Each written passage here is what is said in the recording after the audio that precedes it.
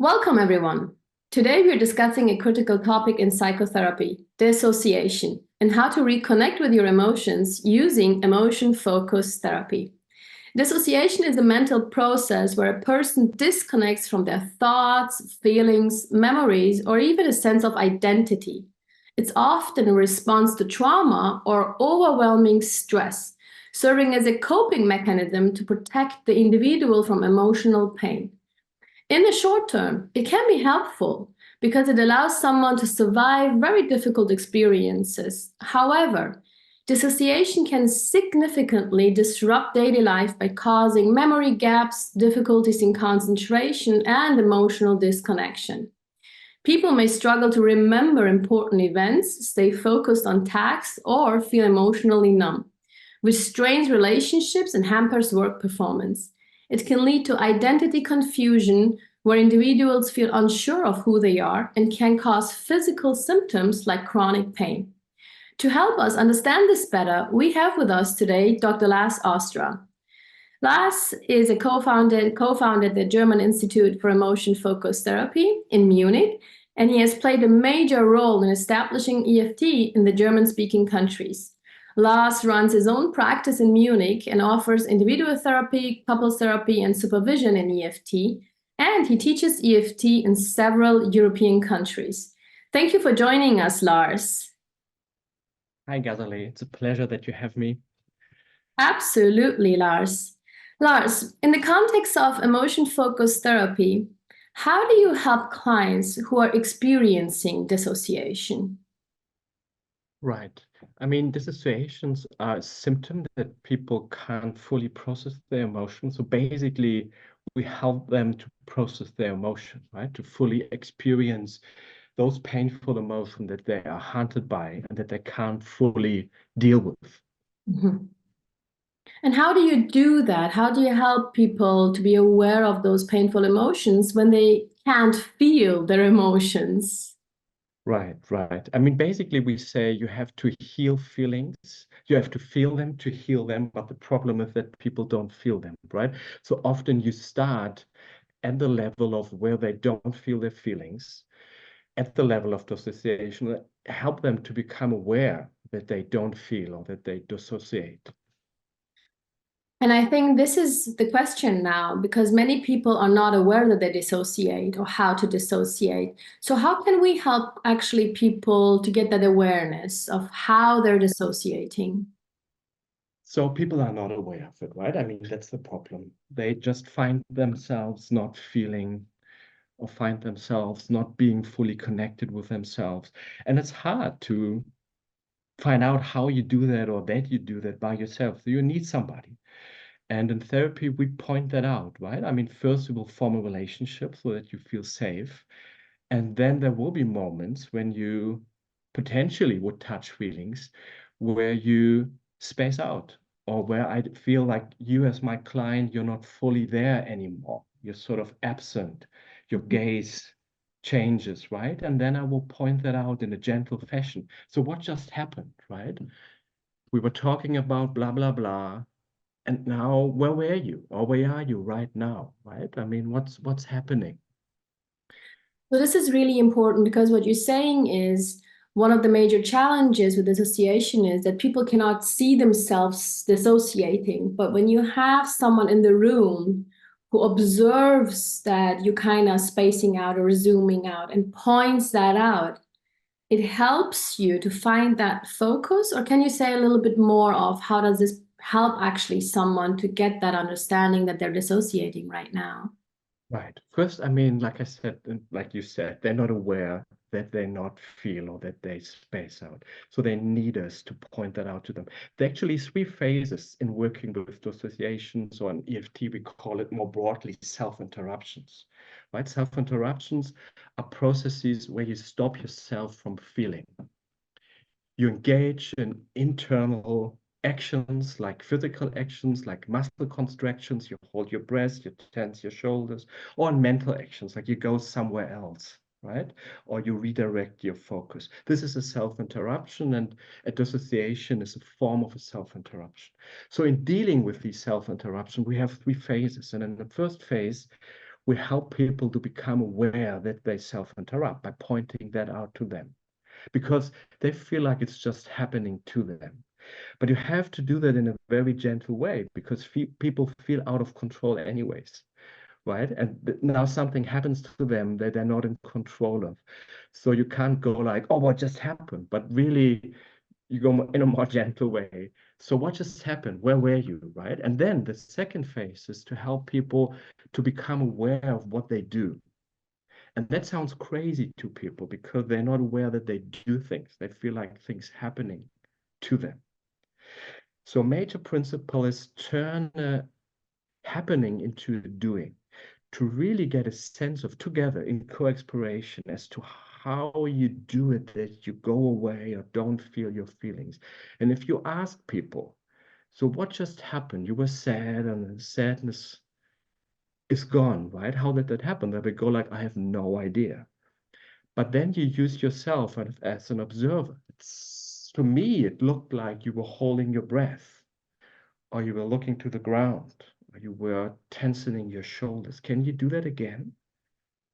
Or like, let's together get a sense of where you go when you go away, right? And then we specify the mental or physical actions or steps of their dissociative or self-interruptive process, right? So you really want to de-automatize the automatic, but that needs help. You can't do that by yourself. And then the third phase is once you have more awareness of the fact that you interrupt or dissociate and more sense of how you do it, you gain more control. And then the feelings that you protect yourself from will come up, and then you can process those.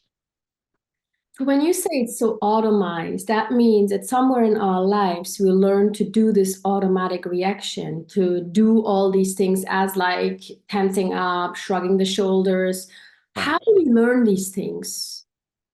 I mean, in a way, we're blessed that our organism has the capacity to, in a way, it's a form of regulation to regulate our feelings. It ends up being not so functional way of regulating, but that's our ability. I mean, emotions are in our bodies. So when we feel feelings, they are in our bodies. So we learn to use our body to interrupt the experience of the emotion by tensing our muscles, by squeezing our stomach. And we will just start doing that when there are no other possibilities to regulate our emotions. Ideally, we have people that help us. We have a mother, a father, or other caregivers who help us by providing us with safety, with warmth, with words for what we feel. They help us to talk about it and form stories around what we feel. But if we don't have that, we have to apply different means. And this is first and foremost our body and our mind. And we automatically start doing things to not feel what we feel, because it's our best means of protecting ourselves in these moments. So that means that if I don't have that safe space or the parent, the caregiver, the attachment figure to help me to give my emotions words, understanding, expression, then this is how the child learns to cope with that feeling. And if I Right, right. continue doing that for many, many years, this becomes my major coping mechanism. So, most of my clients often at the beginning of therapy are feel like helpless, that they can't get connected. What kind of suggestion would you give those people who really struggle, and even after years of therapy or have done other kind of therapy and they don't feel that connection? Right. I mean, so it really depends on the individual. But first and foremost, I will meet you where you are, person to person. I will form a relationship with you, because this is all about feeling out of control, feeling helpless, like you said, right? Feel like there are things that I don't have any control of, and that's threatening, right? So first you need to establish the relationship, and that could be threatening for people too, though you have to form a relationship in which they can feel safe. And then you explore with them what happens or not happens. Like I said, how they automatically, unconsciously, unwillingly prevent themselves from feeling, right?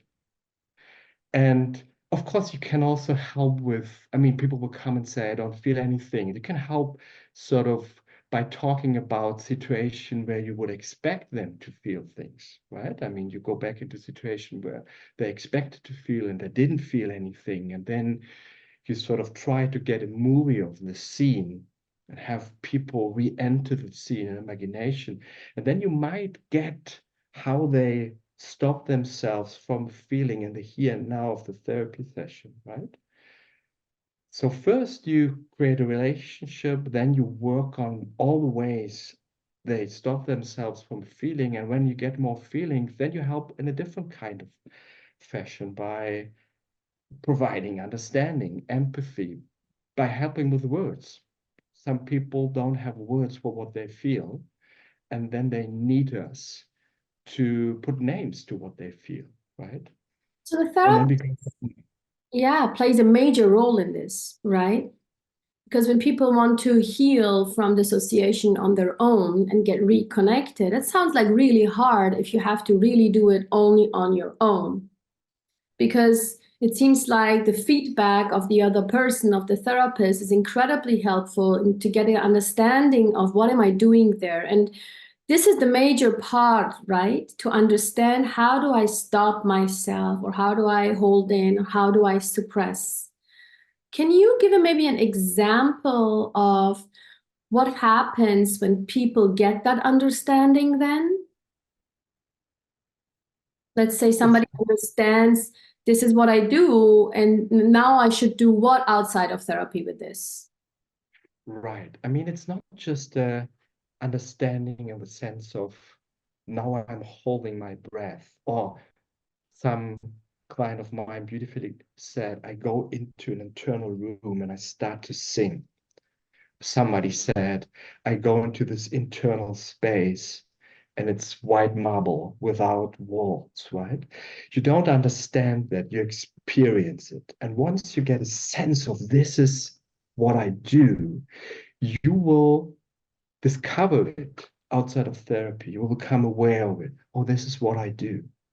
And then you can step out more easily because you get a sense of what you do. Simple things, which are not simple. Like and I'm still doing it sometimes. When I feel tense or scared, I will breathe more shallowly, and sometimes I will stop breathing. But I wasn't aware of that for years. Right? Once I got more aware of it, sometimes I find myself holding my breath. And I'm, hey, Lance, what are you doing? And that can point to me feeling scared at the moment. So I get more access to what I feel. So really, in therapy, you get a sense of how you do the sense, and you will discover this sense in the world. And that will help you to step out of it. But it's very important what you're saying, and this is for people that are watching. You don't, you can't do it necessarily by yourself, and you don't need to do it by yourself, right? It's difficult to do it by yourself, and maybe you dissociate because you're well by yourself, right? And this is what happens to people who are exposed to trauma because they don't have any support, and then they walking around the world feeling like I have to do everything by myself. But you're deserving of help, right? And there are people who can help you, particularly with these processes that are so automatic, so ingrained, like, like a second skin. You can't necessarily deal with those in the beginning all by yourself, and you don't have to. Mhm. And what about for people who can't afford therapy? In many countries, therapy is very expensive and people can't Right. afford that. What kind of suggestions do you have for those people who really want to reconnect but can't afford that external help? Do you have Right. specific Right. suggestions what they can do on their own? Yeah, I mean, watching programs that like these help, and reading helps. I Mhm. mean, reading about the phenomena of dissociation, how other people experience it, and then you might find it in yourself. Oh, this is what's happening, right? I mean, that can really help you to also not feel so alone, or not feel, oh, that sets me apart from everybody else, right? I mean, so reading, connecting with people online who experience the same, right? Starting to talk about these phenomena, and then you might recognize a lot of things in yourself. You not feel as isolated, and you can start to become aware of all the ways in which you first maybe dissociate and are not fully present, right? So then you start there. You start by getting aware of the triggers, right? That trigger sort of dissociation and how your personal dissociation feels like, right? And maybe you find people you can talk with about these things, right? I mean, that would be like a start. Yeah. What could be the major challenges people can face when they start working through their dissociation and reconnecting with themselves again? I mean, it's really tough and difficult to do it by yourself. And it also depends. I mean, there are varying degrees of dissociation, right? But I Also mean, if it's therapy, really, sorry, but also in therapy, what could be the major challenges for people? in therapy, maybe not people who are not in therapy, but in general. Mhm, I mean, the major challenge is that A, it's automatic, right? And it will just feel like it's happening to you. mhm, And the second challenge is when you want to work through it by yourself. I mean, outside of the therapy room, you're confronted with feelings you had good reasons to not wanting to feel. And the feelings themselves won't do any harm to you, but it will feel like they will do harm to you. You feel like, oh, I will maybe, I don't know, dissolve, right? And that is a major challenge that you can then get scared of your feelings once you start to feel them again. And that, of course, also happens in therapy. Like our aim is to re-experience these feelings, but when we lead people there, mhm. they, of course, will feel overwhelmed or they feel scared of their feelings and then employ all they have to not feel these feelings. These are the major challenges. Absolutely, yes. And some people might feel like this takes ages, right? That, they're coming to therapy for a year and a half, and still struggling with that.